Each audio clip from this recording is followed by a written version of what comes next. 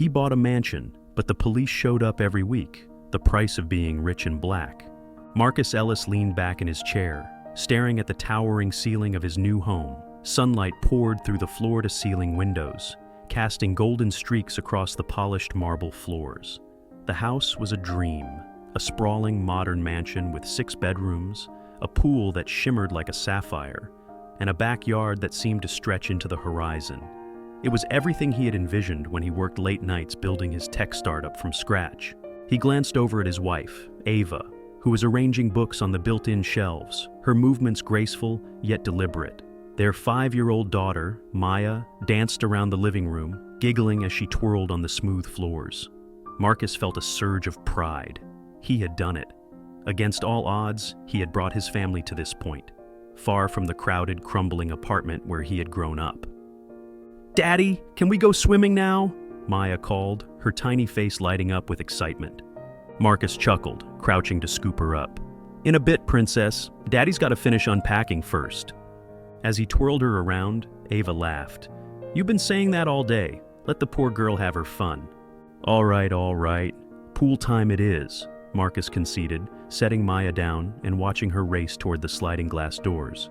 For a moment, life felt perfect, like the kind of perfection you only read about or see in movies. But perfection didn't last long. The first knock on the door came just as Maya splashed into the pool, her joyous shrieks echoing through the yard. Marcus, still in his swim trunks, grabbed a towel and hurried to the front door. When he opened it, 2 uniformed police officers stood on the porch, their expressions unreadable. "Can I help you, officers?" Marcus asked, his voice steady but confused. "We received a report of suspicious activity at this address," one of them said, his eyes scanning Marcus from head to toe as though trying to decipher how he belonged in this luxurious home. Marcus frowned. "Suspicious activity? I'm the homeowner. We just moved in." "Do you have proof of ownership?" the other officer asked, his tone sharp. Ava appeared behind Marcus, crossing her arms. "Proof of ownership? Are you serious? We're unpacking our things. What's so suspicious about that?" "It's just a routine check, ma'am," the first officer replied, though his gaze lingered uncomfortably on Marcus. Marcus sighed, stepping back to retrieve his phone. He returned moments later, showing the officers the closing documents and the deed to the house. After a long pause, the officers exchanged a glance and nodded.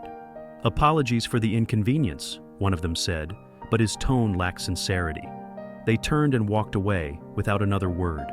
As Marcus shut the door, Ava placed a hand on his arm. "This isn't going to be the last time, is it?" He didn't answer. Deep down, he knew she was right. The mansion was beautiful, but to some, his success would always be suspicious. The price of being rich and black, he thought bitterly, was higher than he had ever imagined. The next morning, Marcus stood in the driveway, admiring his new home, with a cup of coffee in hand. The lush green lawn was freshly mowed, the morning sun casting a warm glow over the neighborhood. Everything looked pristine, almost too perfect. Across the street, he noticed a neighbor, an older white man, standing stiffly by his mailbox, openly staring at him. Marcus raised his hand in a polite wave. The man didn't wave back. Ava stepped outside, holding Maya's tiny hand. "What are you looking at?" she asked. Marcus motioned across the street. "Just the neighbors being neighborly," he said with a wry smile. Ava frowned as her eyes followed his gaze. "Let them stare. We earned this." Maya tugged at Marcus's hand. "Daddy, can I ride my bike now?" "Sure thing, princess, but don't go too far, okay?" As Maya pedaled down the sidewalk, Marcus noticed the curtains in another house twitch slightly. He sighed. "They're watching us like we're on display." "Let them," Ava said firmly, wrapping her arm around him. "They'll get used to us being here, or not. Either way, we're not going anywhere." Later that week, a letter arrived in the mail. The envelope bore the bold header of the neighborhood's Homeowners Association, HOA. Marcus opened it, expecting some routine information about garbage collection or lawn maintenance. Instead, he found a warning. "Dear Mr. Ellis, it has come to our attention that a vehicle was parked in your driveway overnight, in violation of HOA regulations. This is a first warning. Repeated infractions may result in fines. Sincerely, HOA Compliance Team." Marcus read it twice, his brow furrowed. The vehicle in question was the moving truck, which had been parked overnight only because they hadn't finished unloading. He showed Ava the letter, and she scoffed. "This is ridiculous," she said. "Are they going to fine us for breathing next?" "It's fine," Marcus said, folding the letter and tossing it onto the counter. "Let's not give them a reason to come after us." But Ava's face hardened. "Marcus, we don't need to give them a reason. We're black in a neighborhood where people don't think we belong. That's reason enough." Determined not to let the HOA's pettiness dampen their spirits, Marcus and Ava decided to host a housewarming party the following weekend. They invited family, friends, and colleagues, people who had supported them throughout their journey. The day of the party was warm and sunny, and laughter filled the air as guests mingled in the backyard. The pool was packed with kids splashing and playing, while the adults sipped cocktails and admired the house. For a while, it felt like nothing could go wrong, until the police showed up. 2 officers entered the backyard through the side gate, their presence instantly silencing the festivities. Marcus stepped forward, forcing a polite smile. "Officers, can I help you?" "We received multiple noise complaints," one officer said, his gaze scanning the crowd. "Noise complaints?" Marcus echoed. "It's barely 7 p.m., and we're within the allowable hours." "Doesn't matter," the second officer said curtly. "If the complaints keep coming, we'll have to issue a citation." Marcus clenched his jaw, but Ava stepped in, her tone sharp. "Who made these complaints? Do you even have proof the noise exceeded the limit?" "Ma'am, we're just doing our job," the first officer replied, clearly uninterested in explaining further. As the officers left, Marcus noticed several neighbors standing on their porches, watching the scene unfold. His chest tightened. The party continued, but the mood had shifted. What should have been a joyous occasion now felt tainted. The police visits became a weekly occurrence after that. There was always a new complaint. Marcus's car looked abandoned in the driveway. Ava's jogging route was suspicious. Maya's bike rides were unsafe. Each encounter was a reminder that their presence in the neighborhood was unwelcome. One night, Marcus sat in the living room with Ava, their voices low as Maya slept upstairs. "This can't go on," Ava said, frustration etched into her features. "They're harassing us, Marcus. We need to fight back." "And do what? Sue the HOA? File a complaint against the police? You know how that'll go," Marcus said, shaking his head. "They'll spin it around and make us look like the troublemakers." "So what's the alternative? We just sit here and take it?" Marcus sighed, rubbing his temples. "I don't know, Ava. I just want to keep Maya safe." It was early morning when Marcus decided to go for a jog. The air was crisp, the streets quiet. As he rounded a corner, he saw a patrol car parked at the end of the block. He paid it no mind, focusing on his pace. But as he passed a row of houses, the sound of tires crunching gravel made him glance over his shoulder. The patrol car was creeping along behind him. Marcus's heart sank. He slowed down and turned to face the officers as the car came to a stop. "Can we help you, sir?" one of them asked, stepping out. "Help me?" Marcus said, trying to keep his voice calm. "I'm just out for a jog." "We got a call about a suspicious person matching your description," the officer said, his hand resting on his holster. Marcus froze. "A suspicious person? I live here. My house is 3 blocks away." "Do you have ID on you?" the officer asked. "I don't carry ID when I'm jogging," Marcus replied, his voice tight. "Look, I can show you where I live." But before he could finish, the second officer stepped out, his tone harsher. "Put your hands where I can see them." Marcus raised his hands, his pulse racing. A neighbor's porch light flickered on, and a figure appeared, phone in hand, recording the scene. The encounter ended with Marcus being handcuffed and questioned in front of his own house. Ava and Maya stood on the porch, their faces pale with fear. It wasn't until Lydia Turner, the neighbor who had been quietly supportive, came outside with her phone and proof of Marcus's residency that the officers finally let him go. The video Lydia recorded spread like wildfire online. News outlets picked it up, framing it as another instance of racial profiling. Strangers from across the country reached out to Marcus, offering support or sharing their own experiences. But the backlash was equally fierce. "He's just playing the race card," one commenter wrote. "If he doesn't like it, he can move back to where he came from," another said. The scrutiny was suffocating. Ava was furious, Maya was confused, and Marcus felt like the weight of the world was pressing down on him. "I didn't ask for this," he said one night, pacing the living room. I just wanted a safe place for my family. That's it. And that's exactly why we have to stand our ground, Ava replied. If we leave, they win. Days after the incident, Detective John Greer showed up at Marcus's door. He was the same officer who had responded to several of the complaints. Mr. Ellis, can I speak with you for a moment? Greer asked, his tone cautious. Marcus hesitated but eventually stepped outside. Ava watched from the window, her arms crossed. I wanted to apologize, Greer began. I've been responding to these calls and I've started to notice a pattern. They're not legitimate. Most of them come from the same few people, and frankly, they're baseless. Why are you telling me this now? Marcus asked, his voice laced with suspicion. Because I don't think it's right. I've seen this before. Neighbors using the police as a weapon against people they don't like. I'm just trying to do the right thing. Greer handed Marcus a file containing records of the complaints. If you decide to take legal action, this might help. As the detective walked away, Marcus stood there, torn between gratitude and anger. He knew the fight was far from over, but for the first time, he felt like he had a chance. With Ava's legal expertise and Lydia's testimony, Marcus filed a lawsuit against the HOA, accusing them of racial discrimination and harassment. The case drew national attention, putting the neighborhood's practices under a glaring spotlight.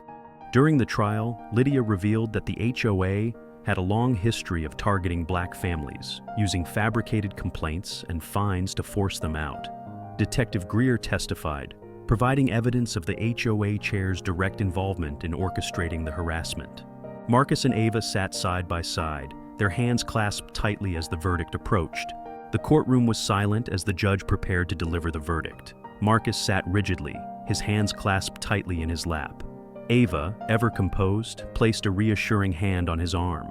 Behind them, Lydia Turner sat in quiet support, her presence a reminder that not everyone in the neighborhood had turned against them. The judge cleared her throat. After careful review of the evidence and testimonies presented, it is the court's decision that the Homeowners Association and its representatives engaged in a pattern of discriminatory practices against the plaintiff, Mr. Marcus Ellis.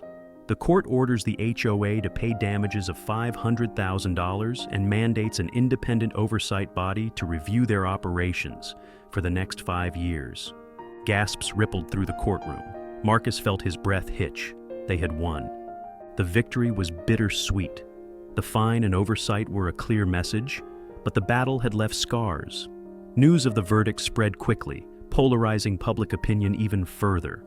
Some applauded Marcus's courage, while others accused him of weaponizing his race to bully the HOA. Back in the neighborhood, tension lingered. Most of the neighbors avoided the Ellis family entirely, their passive hostility replaced by an uncomfortable silence.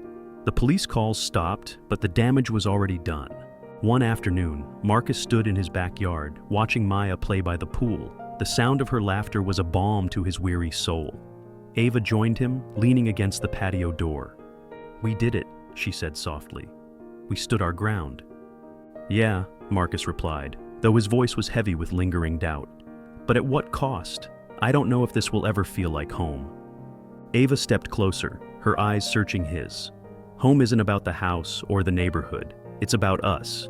You gave Maya a better life, Marcus. Don't let anyone take that away from you." A week later, Marcus was surprised to hear a knock at the door. When he opened it, he found Lydia Turner standing there, holding a basket of baked goods. "Mrs. Turner," he said, startled, "is everything all right?" "Everything's fine," she said with a smile. "I just wanted to check in on you and your family." Marcus invited her in, and they sat at the kitchen table. Lydia, always frank, spoke candidly. "I'm sorry for everything you've been through here. I know I can't undo the damage, but I want you to know not everyone in this neighborhood is against you." Her words were a small comfort, but they mattered. "Thank you, Mrs. Turner. Your support has meant more than you know." As Lydia left, Marcus felt a glimmer of hope. Perhaps change wasn't impossible, even in a place like this. Months passed, and life in the neighborhood settled into a strained peace. Marcus focused on his work. Ava returned to her law firm, and Maya adjusted to her new school. The police visits ceased, and the HOA operated under the watchful eye of the court-appointed oversight body. But the emotional toll lingered. Marcus often found himself looking over his shoulder, unable to shake the feeling of being watched. Ava noticed his unease but didn't push him to talk about it. Instead, she worked tirelessly to rebuild their sense of normalcy. One day, Maya came home from school with a crumpled flyer in her hand. "Daddy, there's a block party this weekend. Can we go?" Marcus hesitated. The thought of mingling with the same neighbors who had made their lives hell was almost unbearable, but Ava gently nudged him. Maybe it's time to show them we're not going anywhere. Reluctantly, Marcus agreed. The block party was a mix of forced smiles and polite nods. Lydia was the only person who greeted them warmly. As Marcus watched Maya play with a group of kids, he noticed a man approaching. It was Detective Greer. "Mr. Ellis," Greer said, extending his hand. "Good to see you." Marcus shook his hand cautiously. "Detective, what brings you here?" Greer looked around. "I live a few streets over. I just wanted to say I'm glad you're still here. You've got a beautiful family." "Thanks," Marcus said, unsure of what else to say. Greer hesitated before adding, "I've been doing this job a long time, and I've seen a lot of things. What happened to you? It wasn't right, but I hope you know you've made a difference. People are paying attention now." Marcus nodded, his chest tightening. "Thanks, Detective." As Greer walked away, Marcus felt a flicker of something he hadn't felt in months. Validation. That evening, after the block party, Marcus sat on the patio, staring at the stars. Ava joined him, handing him a glass of wine. "You were good with people today," she said. "I was faking it," Marcus admitted with a small laugh. "But maybe this place isn't all bad." Ava smiled, leaning her head against his shoulder. "You've always been stronger than you think, Marcus." He looked out at the yard, at the house they had fought so hard to keep. Maybe Ava was right. Maybe home wasn't just a place. It was the people you shared it with, the battles you fought together, and the victories you claimed, however small.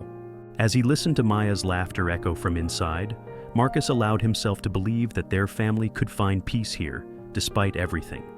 Because peace, he realized, wasn't something you waited for. It was something you built, piece by piece, day by day. And they were just getting started.